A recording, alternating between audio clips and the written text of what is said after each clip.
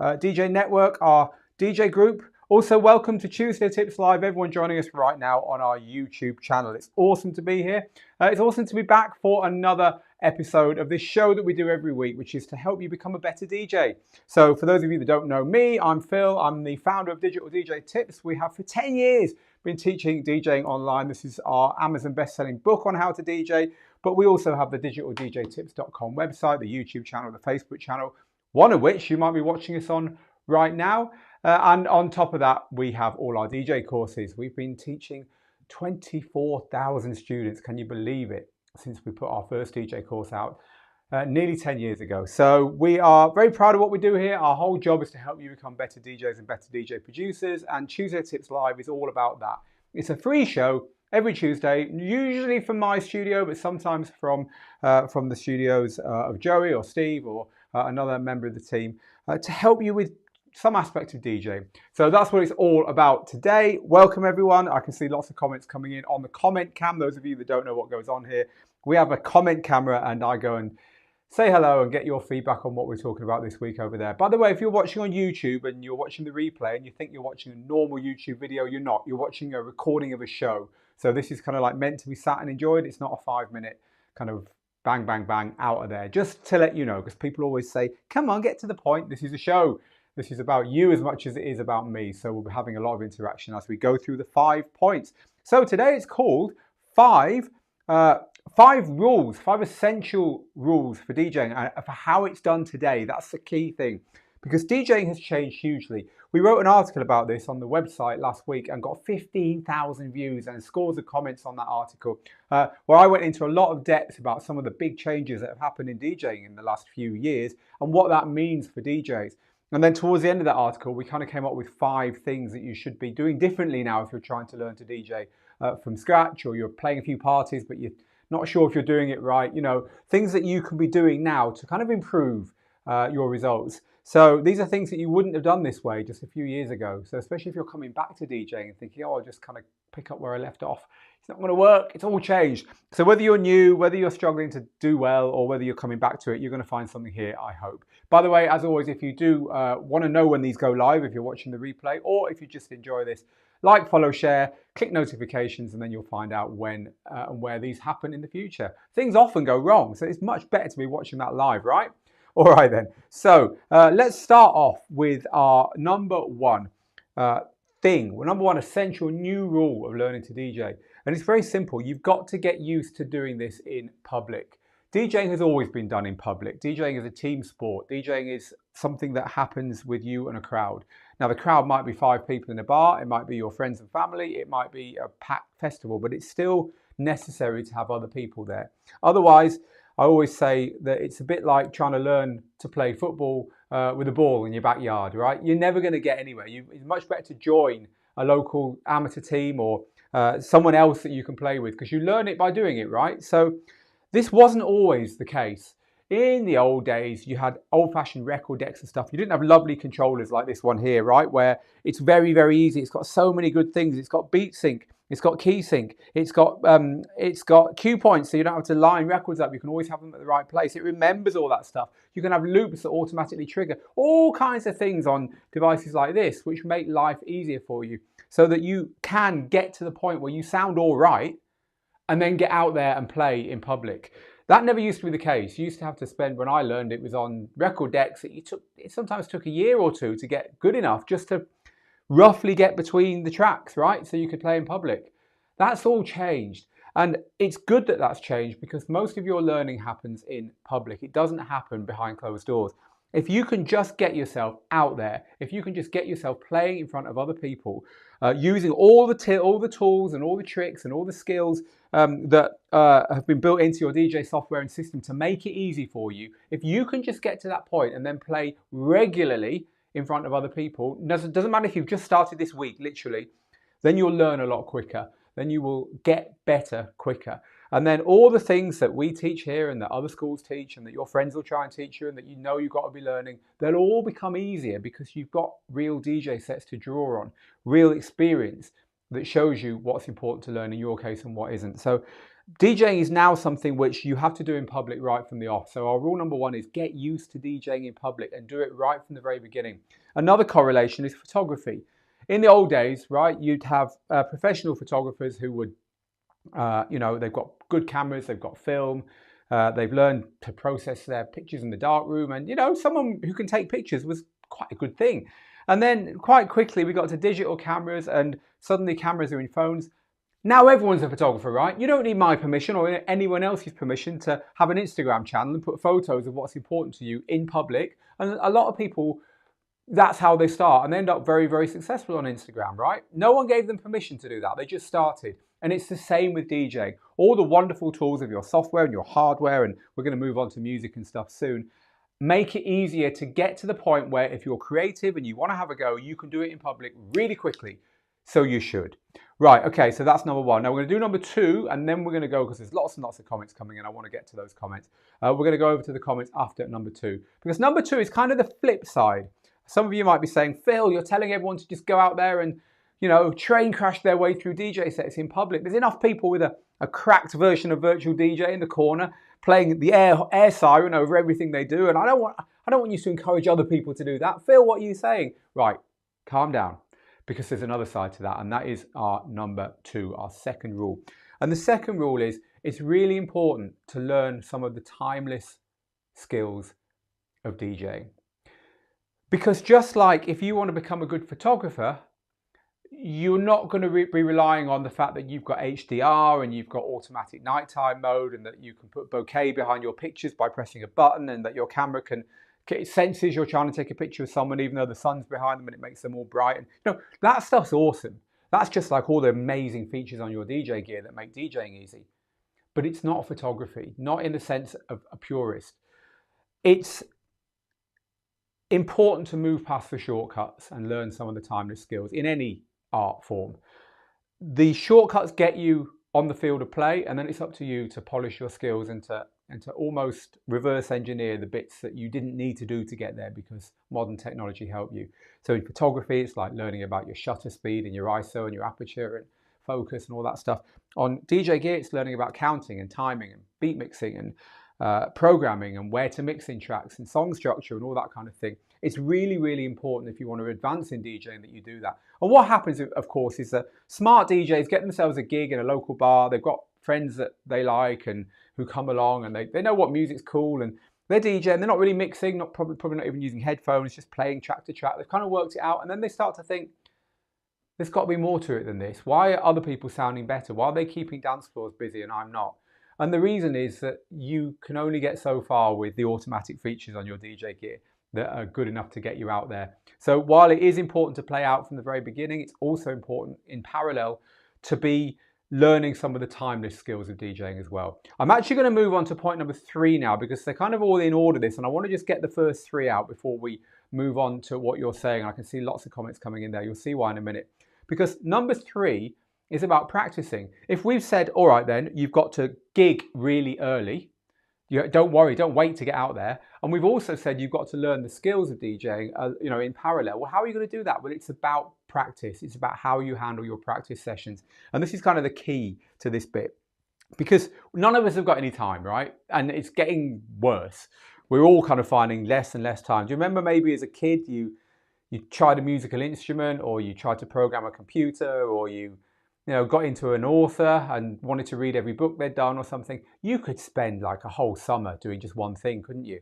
I mean, what if we could do that now? How awesome that would be. But those days are gone. They were the good old days. They're not here now. Time's very, very precious. So what, has happened is that as time has become more and more scarce, and as the call of other things in our lives have become louder and louder, being able to carve time off for DJing has become increasingly challenging, or for anything, but in this case we're talking about DJing. But at the same time, you want to get out there quickly. You don't want to spend 6 months or a year learning just to beat mix 2 tracks together, right? That's not really what DJing is about nowadays, and nor should it be. So if you've got to get out there quickly, what do you do? How do you change your practice sessions in these new rules of DJing in order to make the most of them, in order to achieve those goals? Well, there's two things you have to do. The first one is you have to practice what we call tactically. And that means you have to like laser focus on the things that you're not good at in your DJing, the things that you want to improve on, just those things. Forget the whole big picture. Just like you're doing the big picture practice when you play your gigs out. That's when you're doing the I've got to play a DJ set from beginning to end stuff. So your practice sessions shouldn't be, oh great, I'm going to play a DJ set from beginning to end. Do that as a reward at the end of your practice session if you've still got time, and I bet you make time for that, but don't think that that's the way to start. The way to start and the way to make the most out of your practice sessions, well, the first of two ways, is to practice tactically. So if you want to learn how to use a loop to mix from one deck to another, then you're going to be practicing just mixing with a loop from one deck to another for your whole practice session until you get it right. And you're going to be recording that and then checking you got it right. If you want to practice using key sync or practice using the filters to mix or whatever, you're going to be doing that for your whole practice session until you're happy with it. And guess what? There's a new skill you can feed right into your next DJ gig. So that's the first thing, practice tactically. But the second thing is be gig-centric in your practice. And what does this mean? It means that if you've got a gig next Saturday night, you're playing a party next Saturday night, all you're going to practice with is the music that you think you're going to be playing at that party, nothing else. And everything you do in your practice, you 100% are going to be planning on using in that party. So for instance, if you're practicing a technique and you want to practice filter mixing, make sure the party you're playing at is one where you're going to be able to use that. If not, practice something that you are going to be able to use in that party. If you know you're going to have to be using the microphone, practice using your microphone. But practice in a gig-centric way. Don't look past the next gig. All your practice should be about that. Now, Layback Luke has a word for this. He calls it the 5-2 practice method. Because Luke always plays 2 gigs at the weekend, or he always used to. And he said always 5 practice sessions in the week were always building up to those 2 gigs, and that's all he thought about. However you word it, however you do it, if you practice tactically on the things you need to learn most, and gig-centric, so you're only practicing with the music and practicing the skills you're going to need for your next gig, you'll find that you always know what to do in your practice sessions, and when you get to that gig, you're improving every time. You're not stuck in your ways and standing still. So we've covered 3. Get used to DJing in public, learn some of the timing skills, and practice tactically and in a gig-centric way. I am now going to head over to the comment cam, have a chat to some of you guys and girls here. If you're enjoying this, by the way, please do like, share, follow, especially share. That helps us to get this out far and wide. A little chat, then we'll come back and we'll do the final 2 of our 5 essential new rules for learning to DJ in 2020. So, hello. Who have we got then? Jack. Hello, Jack. Jack says, practice is critical. Know your gear and software. Back in the day, you just needed to know your music. Mixing was pretty straightforward, although not simple, right? Once you got phrase mixing on vinyl, the rest was knowing your crates like the back of your hand. So really good advice there from Jack. Thank you for sharing that. All right then. So what else have we got? I was actually a pro photographer for a bit. Is this the same Jack? Very chatty. Anyway, you're totally right. So thank you for that, Jack. So Derek says, is DJing live on social media with an audience the same as in front of an actual audience live? It's certainly a good shoe-in for it. It's a good replacement for it because it gives you certain advantages. It gives you something to build up to. It gives you this gig-centric and tactical stuff, right? Because you've got an audience and you're going to be playing in front of them. Of course, you don't get the same feedback, but you do get feedback if you can get away with DJing on social media without getting your channel taken down or your video stopped, of course. But yes, it's a good replacement if you can't get live gigs. Totally agree with you there. Richard says, rule number 1, I'll let you read that rule. I won't read it out live, but thank you for that, Richard. All right then. Brendan says, hello, Phil and DJ Tips, hailing from Bristol City. Now, this is the best place in the UK for underground music, and I think I probably agree with you there. Bristol's always had its vibe. Thank you for sharing that, Brendan. DJ-TV is talking to Derek and replying to that social media comment. So thank you for that, DJ-TV, saying, I think it's different DJing on social media. When you're in front of a live audience, you pick up subtle signs, such as head nods and foot taps. Social media folks usually aren't listening with a banging sound system. That is very true. Lovely to see you guys and girls kind of chatting to each other. It's what it's all about. So Chris says, for most of all, when working in bars, talk to your audience. I did a complete set with no mic. It was a great night. All I did was talk to them and say hi. So yeah, this is such a good piece of advice. Just get out there. Get out from behind the decks and chat to people. It's a great wedding DJ trick, actually. Wedding DJs will always tell you, get out early and talk to the people in the venue, and they'll be much more likely to dance later on. All right then, Munzie says, love the beard, Phil, and love the first 3 tips. Good. I'm more impressed that you like the 3 tips, of course, but thank you very much for the personal big up there. So Carlos says, my DJ software gets all the keys wrong. How to get them correct without musical knowledge? It shouldn't get them all wrong, Carlos. I would say it probably doesn't. Most DJ software is really good. Mixed in key is the best, so you could get mixed in key, but I would say it's doing all right. You know, I've never known DJ software do a bad job. Maybe you can share what software you're using. All right then. So Chris is another vote for DJing remotely or virtually. Says, since mobile is not something I want to do anymore, as a bedroom DJ, I make money playing online through twitch.com. Good to hear it, Chris. All right then. And lots of you giving thumbs up for playing online. This is awesome. I just love to learn this stuff. Derek says, I did a 2-hour Facebook stream every Friday for almost 2 years, and that helped my skills immensely. Sorry, Sam does, to Derek. Yeah, and it's true. It's just, as I was saying, it gives you something to focus on, doesn't it? All right then. Tony just says, thank you for your knowledge, Phil. So you're very welcome. It's what we're here for. What brand is your laptop holder? It's a good question, and if my team are watching, they'll tell you in the comments. This laptop holder here, it's very good actually. Look, you see, you can pull it around and throw your whole camera out of focus just like that. How cool is that? Anyway, the team will tell you. All right then. So let's move on to more of the 5 tips here. So back to the main cam. And number 4 of the 5, just a quick recap if you're just joining us, we're doing 5 essential new rules of DJ, of learning to DJ in 2020. Very useful for you if you're coming back to the game and trying to learn, or you're brand new, or you're just playing gigs, you've got a couple of gigs with your laptop in a bar or whatever, and you just feel a bit stuck. You just want to know how to advance.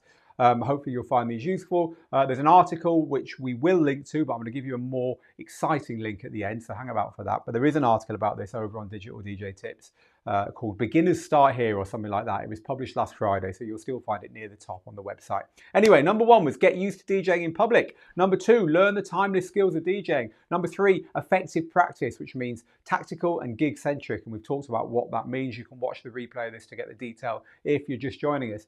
Number 4 then is have a music system that works for you and stay on top of it. So here's the difference. Back in the good old days, and I've got my old record box just down there. Back in the good old days, and I use the word good kind of like almost jokingly, because I think days are better now, I really do.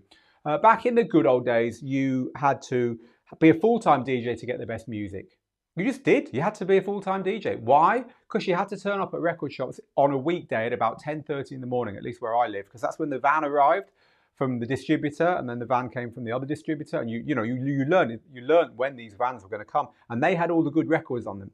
And so when those records arrived and were unpacked in the shop, if you were hanging around there, you could get to buy some of the best tunes that you were looking for. Otherwise, they were gone. I mean, this was honestly how it was.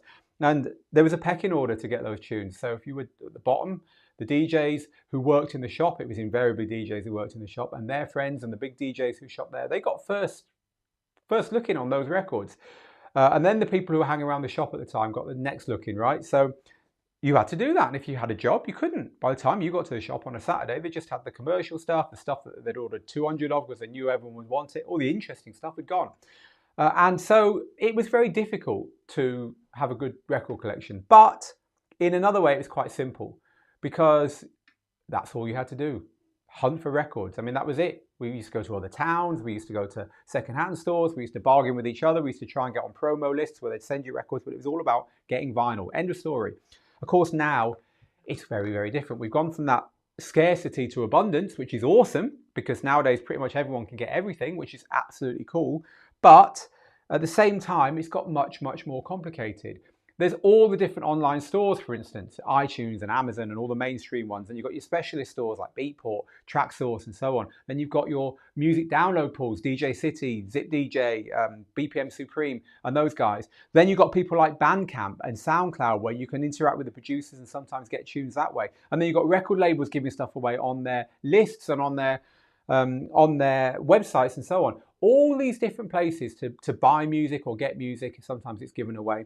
And then you've got the streaming services. And they're all plugged into your DJ software now as well. And they're only going to get bigger. They're only going to get more and more important. You've got cloud lockers appearing so that you can keep your music that you own in the cloud as well as on a backup with you. So that in the end, pretty soon you'll be logging into DJ Gear and all your music will be there. So the way music can reach you now has totally changed. And as I say, it's for the better.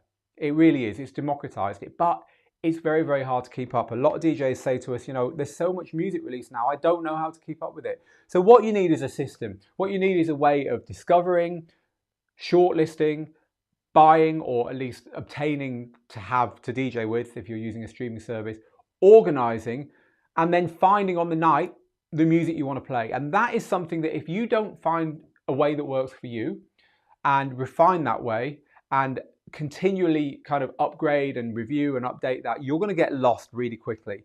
And the worst thing is to be at a gig knowing there's a tune that you want, you can't find it, you don't know the title of it, you don't even know where it is, there's 30 seconds left on the track you're playing, and you know that if only you could put your hands on that tune, the dance floor is going to go crazy, but you can't find it because you're not organized enough.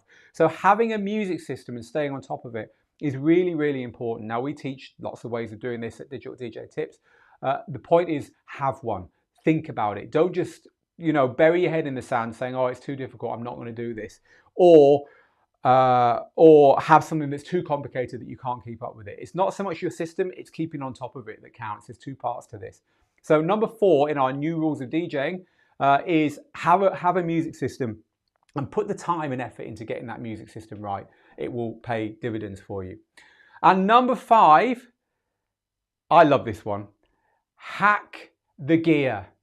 The gear need never hold you back. So let's look at the gear we got here. Here we've got quite an expensive DJ controller, the Pioneer DDJ 1000. But this does like 100 times more than the decks we used to have back in the day. It just does. But you don't need something like this to DJ on. You can do just as well on something like this. Little Numark DJ to go touch. I see loads of DJs using these at parties. Or you can just use your laptop with a lead plugged out of it. You don't need to have pro gear to DJ anymore. Something like this, the little Numark Platinum, brilliant. You know, there's DJs all over the place nowadays, DJing all kinds of gigs, clothes shops, bars, sports bars, lounges, barbecues, swimming pools, on the beach, in their own homes, in their friends' homes, and in even, you know, bigger venues that are using gear that in the old days people would have said, you can't do that. But that gear didn't exist. We just had record decks and turntables and that's it. How do you DJ in places like that using gear like this and a laptop? You hack it. And by hacking it, I mean you find bits you can add on to get it to work how you want. For instance, you want to DJ in your friend's house straight from your laptop because you've got some great music and some DJ software on there and you can't afford gear. Get yourself one of these. It's called a DJ splitter cable, not to be confused with a normal splitter cable like the ones you buy in the airport to share your headphones on the plane. These split your output, your stereo output, into headphones and speakers, which are both in mono, but hey, who cares? And then you can plug your headphones in and plug a set of speakers in and DJ straight from your laptop. Awesome little thing, $5. How about if you've got a DJ controller that hasn't got a microphone socket on it and you want to DJ with someone else? Well, for like literally $60 or $70, this is quite a good one. But you can get much smaller versions of this. You can buy a live mixer. This is called a live mixer. And what you do is you plug your DJ gear into this mixer, your microphone into the mixer. It's got all the proper outputs for a PA system. Guess what? You've just turned a $80 DJ controller into a kind of pro DJ system by adding another $80. Far better to do that than to go and spend, you know, $1,000 on this pro DJ gear that you think you need. And there's loads of other hacks. There's leads you can buy. So the lead with 2 RCAs on one end and 1 mini jack on the other is a classic because it means you can plug your tablet or your phone, if it's still got a headphone socket, into your mixer, into your system, and you've got an instant backup there. So you don't have to worry about it if your DJ gear hasn't got an auxiliary input in case your computer crashes and you want to have your phone plugged in so you can hit play on a playlist while you mend it and stuff. There's all kinds of hacks and tricks and things you can do to turn consumer gear, cheap gear, stuff that we get started on, into stuff that you can at a pinch DJ out on. Now, I kind of like refer you back to my first 2 points. Get used to DJing in public and learn some of the timeless skills. Look, This isn't an end game. You know, you don't want to be DJing in the biggest club in the world with one of these and a little lead plugged into it and stuff, but it does get you out there, and that's the important thing. So at the same time, you can be planning your gear purchases, you can be planning the gear you want to move up to, but it shouldn't be holding you back. I love hacking the gear, and you know, all kinds of DJs love hacking the gear, right to the very top, believe me. I was chatting to a DJ who produces a Sirius XM show on this. He just sits on the plane with his laptop, mixes a whole show and broadcasts it to millions of people. So if DJs at the top of their game broadcasting nationally across the USA can do it on gear like this, believe me, you can play in your local bar on gear like that. Don't let anyone tell you you can't. So number 5 is hack the gear. Right, we're going to run very quickly through the 5 one more time. Then I'm going to take some of your questions and some of your comments. And then I've got something very exciting to tell you, which if you found today's broadcast useful and interesting and you want to know more, you're going to want to hang about for. So in the next 5 minutes, we're going to do all those things. So the 5 things, the 5 rules, the 5 essential new rules for learning to DJ in 2020. Number 1, get used to DJing in public. That's where it's done. Number 2, learn the timeless skills of DJing. They're not optional. Number 3, practice tactically and in a gig-centric way. Number 4, have a music system and stay on top of it. And number 5, don't worry about the gear. Don't sweat it. Hack it. Make it work for you. Whatever you got, it's good enough.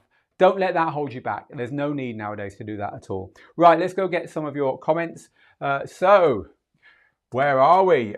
You can even buy a mixer for as cheap as 40 or 50 bucks, says Armando, and they can really save the day too at a gig. That's this kind of mixer, right? Yeah, I really am a big fan of having live mixers. I really am a big fan. I just think they're, you know, they're so cheap, and they're just like a Swiss Army knife in your bag. So sorry about the focus thing going on here, by the way, folks. I'm not sure why the camera is misbehaving. I would say I'll fix it next week, but probably won't. All right then. Jason says, Mix is great software. Not found good mapping for my DDJ Ergo though, so I'm just using Serato Lite. Mix is free software. Absolutely free DJ software, MIXXX. So thank you for reminding us of that fact. All right then. Jack says, Jack, you've been very chatty today. I appreciate it. Maintaining my music catalogue is the bane of my existence. I have so much that I have collected over the years. It's a daunting task. Thanks for sharing that, Jack. So Jason says, Tractor's come on YouTube, says Tractor's come out with some great DJ controllers. The S2 looks great as a beginner bit of kit. The S3 is very good as well if you want 4 channels. So Danny says this is about the music stuff. I prep a crate that is event specific and always have access to an essentials crate. It makes music selection at the gig much more simple. Yeah, creating a crate, especially for your gigs, is a great idea. To find new music I love, I troll meme sites like TikTok, iFunny, Twitter, etc. and see what music's getting used. These turn out to be bangers with today's youth more often than not. It's a great idea. I read a very interesting thing that SoundCloud think TikTok is its biggest competition nowadays. So think about that, people. All right then. What do people think about using a laptop with Tractor and a mixer, not CDJs, for a set? Is that acceptable, or people dismiss it as not being what real DJs use? It's an old argument, Graham, and I would say ignore anyone who says stuff like that. All right then. The laptop's down. Thank you to Faye for sharing that with us. There's a link. It's also in the comments. So there we go. All right then. So now with digital platforms, says Delmar, and from various outlets, it's easy to obtain tracks. This is about our point about the music. Bottom line, you still must put the work in. Yeah, you really must put the work in. You know, hacking the gear, as I was saying, buying the leads and bits and pieces is great because you can like end up doing DJing in your lunch hour, and you can end up practicing your sets anywhere that you can just put some headphones on and stuff. And that involves music discovery as well. You can be looking for music everywhere nowadays with the apps on your phone and stuff. So yeah, good point. All right then.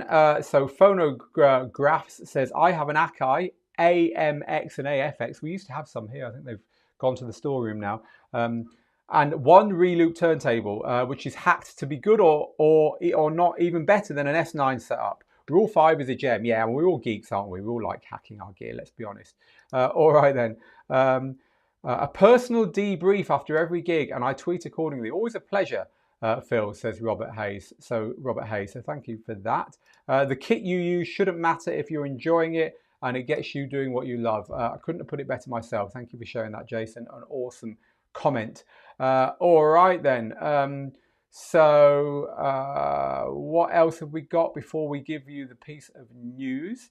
I'm just having a little look here for a couple more comments that are, lots of awesome stuff, but quite similar, looking for stuff a bit different. Michael says, the good thing about the old days is because the music was scarce, you learned the music you had well. The hack for today is to use cue points for visual references for mix in and out points. Very true. There is a difference in the way we know our music nowadays. I remember the first time someone put some music on at a party and I said, oh, what's the name of this track? And he said, I don't know, it's just a playlist I burnt to CD. And I was appalled that someone playing music wouldn't know the names of the tracks. We all play playlists nowadays, don't we? Or we don't know the names of the tracks. So yeah, times are definitely changing. Dennis, Phil, we appreciate you and your videos. You're very welcome, Dennis. So Dane says, what's up, Phil? I appreciate you writing the book, Rock the Dance Floor. I've been playing 8 years now, and what a great refresher. I still reference it often for tips and tricks. Awesome, thank you very much. It's on Amazon, good people. All right then, although members of Digital DJ Tips get it for free. All right then. So I'm going to share our news with you now because I do need to shoot off. I've got another teaching webinar a little bit later on, which I need to get ready for. So this is the news, people. If you've enjoyed today, then here, djtips.co, new rules is what you want to do next after this broadcast. Head there and add your email address to be told of a brand new DJ training course that we are releasing this week. Maybe even as early as tomorrow. The whole team, and I mean the whole team, there's like 10 of us, just all we're doing is getting this ready at the moment. This is pretty revolutionary because we've been teaching beginners to DJ since 2011. That was our first course. It was called How to Digital DJ Fast. Back then, it was a bit of a wild west with the gear, and we had to teach how to get something different coming out of your headphones to your speakers and things like that. Everything's changed in digital DJing, never mind in DJing, since the early days, and so we've never really produced a beginner course for the DJ today. The DJ returning to DJ, wanting to know how it's done today. The DJ playing small bars and clubs and parties, but not sure if they're doing it right. And DJs who are just starting out and want some solid hints and tips. Just in the same way that if you're already taking photos on Instagram, you don't need a tutorial on where to get a camera from and what a photo is, right? Because you're already doing it on Instagram. What you really want is someone to say, okay, I can see what you're doing. These are all the things you need to do to get really good. We've made the course that does that for DJing. We say, okay, we can see you're already doing it. These are all the things you want to concentrate on to get really good. And we're really proud about this course. It's taken a long time to make. It's called, can you guess? It's called DJing Made Easy because that's what it does. It's not called the new rules, the trick question. It's called DJing Made Easy and it's going to be launched this week. It's a really good price, so everyone who wants to learn DJing won't be put off by what it costs. And you can get an even bigger discount on it than it's going to have at launch just by being on our list and being one of our members. So head to djtips.co/new rules. We'll let you know first and we'll give you a chance to buy this at the lowest possible price when it launches at some point this week. And at the very least, just put your name in and have a look because, even if you're not sure, it might be something that you want to have a closer look at. Put your name on that list and then you will get that chance early. Right, that's the pitch over. We will see you next week for another one of these. If you've enjoyed this, please do like, follow, share. It does help us to do more broadcasts like this. Remember to go to that URL if you're interested in taking this further. And there's also an article on the website where I go into an awful lot more detail on all of this. So go and have a look at that as well. It's got beginners start here written all over it. Meanwhile, it's just left for me to say, get good, get out there, make the moments, and I'll see you again very soon for another Tuesday Tips Live. Until then, bye-bye.